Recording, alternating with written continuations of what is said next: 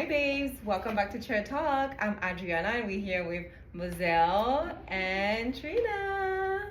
All right, we're gonna go right into it. So we have 3 questions for those 2 ladies. So stick around. Ladies, you ready?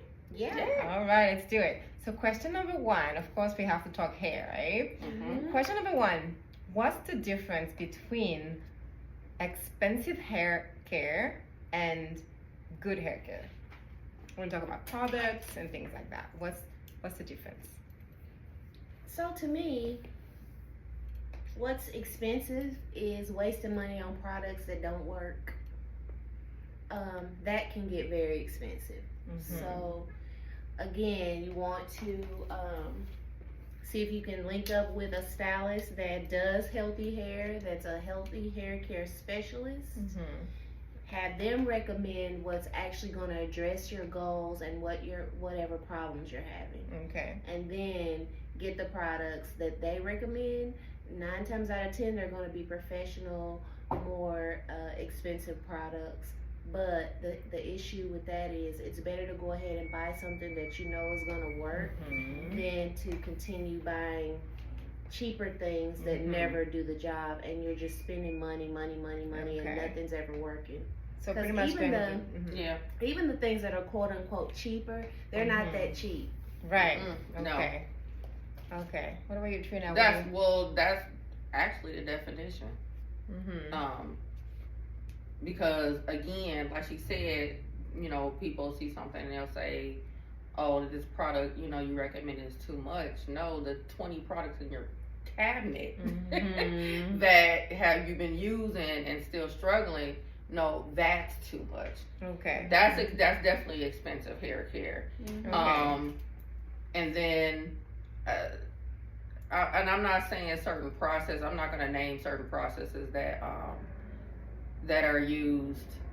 But if something is taking 2 to 3 hours and and it's supposed to do this and this and that, and you're still having the same problem. Again, that's a reference to having the wrong products.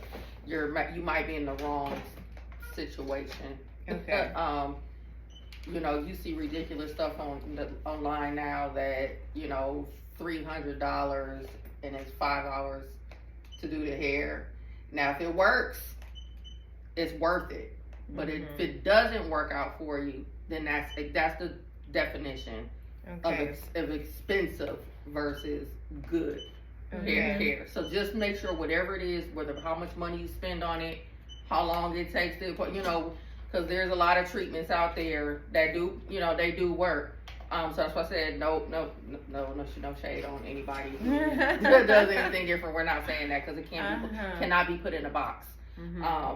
But if it's whatever you're doing, if you're getting the results, it's good hair care. Okay, so we don't need to have like a cabinet full of products. No, we just need to find what's right for you specifically. Okay, and then if I'm hearing right as well, your answers, are you saying that usually what's right is also gonna be expensive-ish? Usually, or it can be. Okay, it definitely can be, but it's wiser because if I use this shampoo, this conditioner, this whatever, and you are consistent at it, there's no surprises. Right. Surprises are expensive. Yes. You know what I mean? So if it's something that's working consistently, for a fact this is your budget. Right. That's what I said. No matter what you choose, whether it's a product, the products, or a certain process that's being done, if you're getting the results, you can at least budget and think about it like, okay, this is what this is going to take, and it's worth it because it's working for you. You feel good about spending money on things that you like. Gotcha. And that's working for you.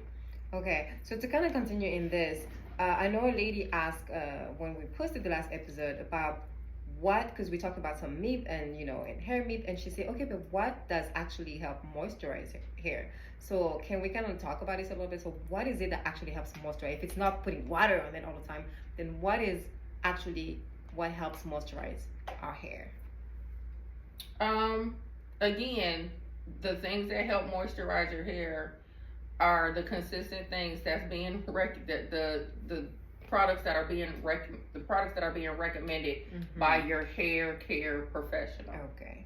So it's gonna be a product. Yeah. Okay. More so than not likely. water. More It's than not likely. water, Yeah. So it's a that was product. the question was if water. I believe it was something like if water is not Doesn't moisturized, moisturize, then what is? What does? Mhm. Yeah. It is gonna strictly be the product. Product. You just have to find Yeah. the right one for you. Yeah, there's Okay. no tool. There's no, it's all. It's you should be 100% relying on the product. It should do all the work for you. Mm-hmm. Yeah.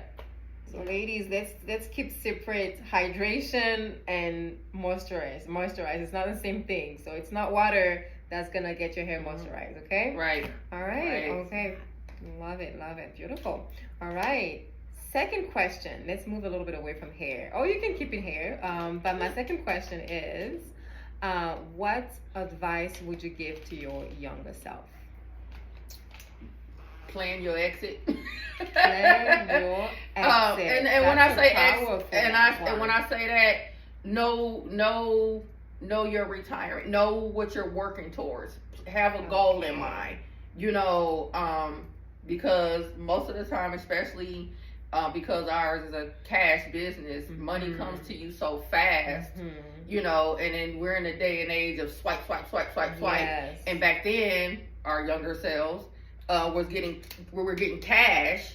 So it's like, you weren't thinking about, okay, I'm gonna put this in my Roth. I'm gonna put this. It's like, woohoo! I'm young. As And entrepreneurs, you guys have to think about those things. There's nobody else that's taking the money away. And taking this away from you. Okay. So I definitely would have said, okay, when do I think I might want to slow down? But I enjoyed it so much. I didn't think about slowing down. Yeah. I was gonna be 20 forever. That's true. Yeah. Okay, plan your exit. This is actually powerful. Woo. Okay, I love that. What about you, Mozell? What do you think? What advice would you give your younger self? Definitely, young people need to understand financial literacy. That's something that it's different for everybody, but I came from a background where my mom, nobody ever told her financial literacy either. So it was like she pretty much had her own business too, and she was also a nurse. But she would, she made pretty good money, but she didn't teach me to save anything. I had to learn that on my own. She didn't believe in credit cards. I had to figure that out on my own, which I messed up a couple times. So, and the tools are out there now to where you don't have to have specifically somebody to teach you. As a young person can now just have somebody point them to an app and they can start learning financial literacy, which is great. But that's really important. Like all the work that I've done, like I've been a hard worker all my life. Yes. And did I plan for retirement? No. Yeah. I did start saving, but it was later on. So I have some savings, but I don't have what I would like to have. Yeah.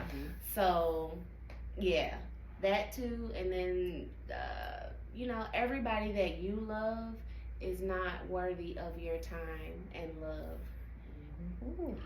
Yes. That's something that young girls, I think young women they don't get it. They think just because they feel a certain way about a certain person, it doesn't even have to be a male person. It can even be a female friend. Everyone that you love and care about is not worthy of your time. And your space. Yes. And it's okay to find that out and then go your separate ways. Yeah. Wow. I love that. Wait. Yes. Tell us. And I would tell my younger self, Yes. New York, 2007. Don't buy those boots. It wasn't even worth it. Girl. Okay. She not tell us about those boots. What were there? Let me tell you something. That I was telling people it was chinchilla. They weren't chinchilla, but I wore them boots. The fur was coming off of them. I dipped them back in the boot. I tried to sew it back. I wore those boots every year, every winter. Because I told myself I shouldn't have bought the boots. It was the boots or the car note. So younger self, car note, not the boots. I love that. Don't buy those boots, John. Don't buy that Don't buy those. I think one thing that you forgot to say to your younger self is like you'll be okay. Yeah. You're gonna be okay. Yeah, absolutely. You're gonna be Absolutely. just fine. Don't Absolutely. Because 5 years you think, oh, 5 years, and what's it gonna be? Then another 5 years comes down, and then you're like, I'm still here. Everything's good. Yeah. And you're killing it at life. You're doing great. Yeah. You also want to tell that to that young Yeah. Mozell and young Trina. You're badass. Yeah, absolutely. Love you. All right, then should we go to our third question? The fun one. The third question is fun. Last episode was heavy, like lots of knowledge. Today we're gonna keep it light. So the last question today is, I forgot my last question. Why my cards? I told you. Playing that cards, my last man. question is, do people actually get haircuts, drastic hair changes when they go through a breakup? Oh, absolutely. Yeah. Really? Not just breakup, just any life change. Okay. I mean, career, breakup. What they say, gotta watch that man. I don't know. Yeah. So tell me more. Like, what's the craziest change you've seen? Most drastic change you've had to do for your clients after a life event? I didn't have to do it, but somebody that I know, they went through a breakup, and it wasn't Britney Spears, but they went through a breakup, honey, and shaved their whole head with a zero. Like, they gave themselves a bald haircut. Baby almost got And crazy. Yeah, and She was going crazy. had the nerve to send me a text picture of it. I'm like, what is that? That person was about to go crazy. What's wrong with you? It's go crazy or go bold. I called her immediately, like, what is wrong Are with you you? okay? And she was like, yeah, I'm okay, but blah, blah, blah. I was like, girl, that's gonna be a hard grow out. Man, would you ever shave your head? Like, I would never shave mine. So, confession. ooh, did you ever shave your head? It wasn't over a breakup though. It was getting to that point, maybe about in between the 10-15 year mark, where you start thinking about, wait a minute, what's going on here? Part of life Where you want to crisis. go? Yeah, like what's next? And I think I went through, like, I was like in warrior mode, Okay. where I'm just like, I don't have time for this. I shaved my head. You shaved the whole thing. Is she the crazy person you were just talking about? I'm joking. No. But this was a while ago. This was like, I was still living, back home and everything. And I was in the middle of decision making, and I just didn't, and women go through this when we're going through a certain like time in life. We don't look how we feel, and sometimes we just want to match it up to get ourselves in that mindset. In my mind, I didn't go crazy, but I was just like, I don't feel like this right now, and all of this. I'm just like, you know what? Things are changing. I got to get up and go. I got to think. I don't have, I want to focus on this, focus on that. It just. And did you feel like it helped you out doing that? Yeah. Yes. Okay. Yeah. I mean, I made it cute. So, so here's what I'll do. I'll find the picture. Yes. And I'll bring it. It's in my old phone. I don't have it, but Mozell has seen it. Okay. Yeah, I've shaved it and I dyed it gray. Ooh, like it was. I think that would be cute. Like it was platinum. It was gray. I did all type of stuff. So I still had fun with it. I still was like girly with it, but I just was like, I don't have time. Life. I have some changes I want to make, and I'm not feeling. I'm feeling like I'm gotta. That's really important, and that's very cool. But that's not very often. We don't often see that side of getting hair short. That's like more practical. Like, I'm busy. I don't have time to think about that. But like I'm thinking in the sense of like breakups. what do you guys think is like the psychological reason when you're going through like a traumatic event or something difficult and you're just like, okay, you know what? Let me just change my hair drastically. What do you think is the thought process? I think it's a lot of times when people go through things like that, they feel like they don't have control of what's going on around them. Yeah. And they actually feel like they can, okay, I can't control that, but I control what my hair looks like. And then they, that's what they do. Okay, that is actually a very good way of saying Yes. this. Yeah. And then sometimes, especially when it comes to a breakup, you just don't want to. I think a lot of women don't want to look in the mirror and see the person that cared about that person if it was like a really bad breakup.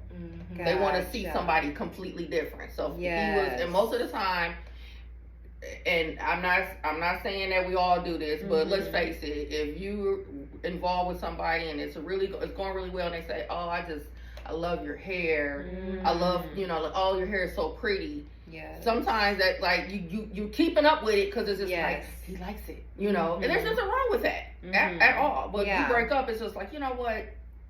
Yeah. See how you like these cookies. Yes. It could also be because I know there's some women that do this too. Like they specifically have their hair the way their partner likes it. So that's a way of like freedom. That's a way. It's like the last thing. Oh, he liked this hair. And then like you just said a word, freedom. It's freedom. Like I need to break away from this, so I'm getting rid of anything that was a part of that. I need to break away from it. I love that. Yeah. All right. Last week we talked a lot about hair myth. And I think you landed pretty well with people. So let's kind of talk a bit more about it. Let's bring up some new hair myth. Let me pronounce this right. How do you pronounce this? Myth. Hair myths. Yeah. It's cute how you say it though. Yeah. So give me another one and let's talk about it. Protective styles. Protective style. This one is a hot topic. So this is the myth that protective styles grows my hair. Right. It doesn't? No. It protects your hair? Absolutely. It doesn't protect your hair either? No, it distracts you. Ooh. So if you get braids or sew in or whatever, whether you keep it in the whole time or wear it, take it out, get it done back to back, and you don't see your hair for almost 6 months to a year, it grew. It's supposed to grow. Yeah.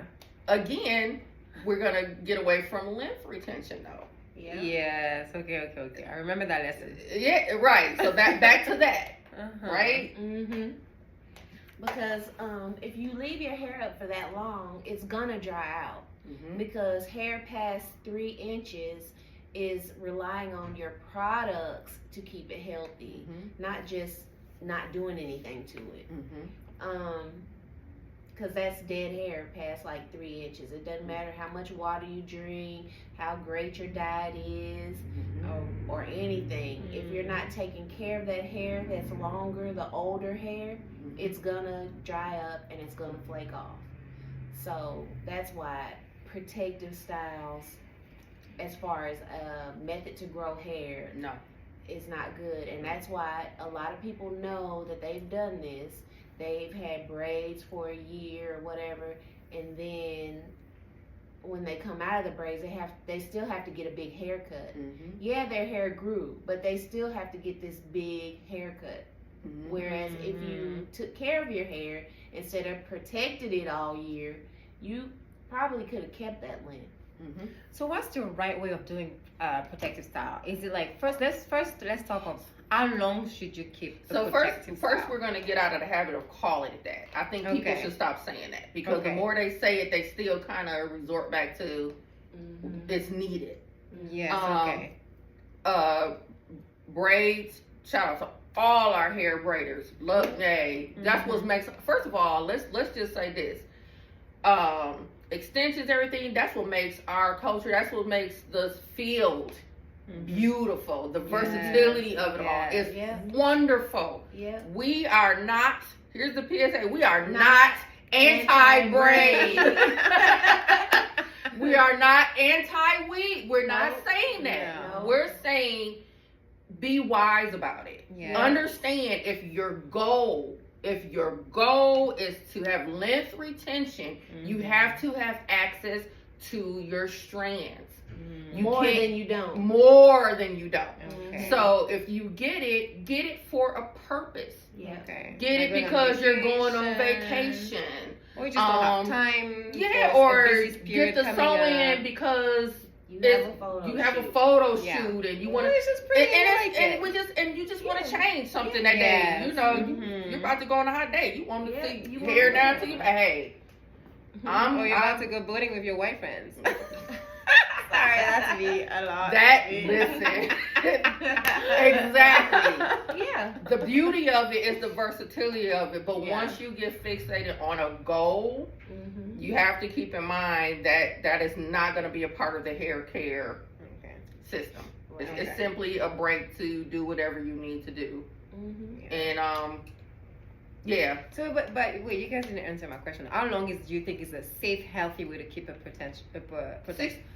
well, braids or something like that? About 6 weeks. About 6 6 weeks. weeks. 6 weeks is a good, it's a fair time. Okay. Mhm. Now, once you have them on, should you be doing anything to your hair, to your scalp, those Mhm. 6 weeks, or just leave it alone? So we'll even tell our clients to like mix your like your shampoo Mm-hmm. in with water, Mm-hmm. like kind of dilute it, Mm-hmm. and then like spray it, especially on the scalp, because the only thing you're really going to get access to is the scalp. Mm-hmm. The hair is either, if it's braided, it's going to be blocked by the braided hair, Mm-hmm. and if it's in a sew-in, it's on the Yes. scalp, and it's still kind of intertwined, so you're not really getting to it. Mm-hmm. And then just to keep that scalp clean. Yeah. Yeah. Go ahead. And that's not a daily thing, but that's Yeah. when on wash day. Yeah. Okay. And yeah, you do need to wash braids when you have them in. Yes, you do. Yes, Okay. it's very wise too. And then for conditioner, of course, you don't want to use like something like thick and gumpy. You might want to just use like a spray Mm-hmm. leave-in, A light Mhm. leave-in light spray. light leave-in spray. And Mhm. again, find your hair care specialist. They Mhm. have something they can recommend something Yeah. that says you can do those, spray it as a leave-in, and then not every day, Yeah. but just to kind of keep your scalp fresh and everything. So when you're taking it out, we found that clients who have did that, they take the braids out, and it actually the takedown is a little bit easier Mm-hmm. because their hair is not so Yeah. too dried up, and Yes. you know what I mean. So it doesn't like Mhm. lock up or whatever. They coming through, deep condition, and get your trim. Yeah, get your trim. So Get your good trim. practice is get your Yeah. trim right after. And get the trim after. Don't get the trim before. No. Get the trim after. Yeah. It's not even if it's time for a trim. Just wait. Yeah. Might as Okay. well. Yeah. And then Okay. Yeah. Right after. yep. All right. Okay. I love this. Yay. Okay. One new meet debunked. Right? Yes. Yes. That- We're gonna make this our mission. Yeah. All right, babes. That was episode 5 of Chair Talk. I hope you enjoyed it. Let us know if you have any questions for Mozell and Trina. Write them down so we can ask them next time. And that was it. We'll see you next time. All right.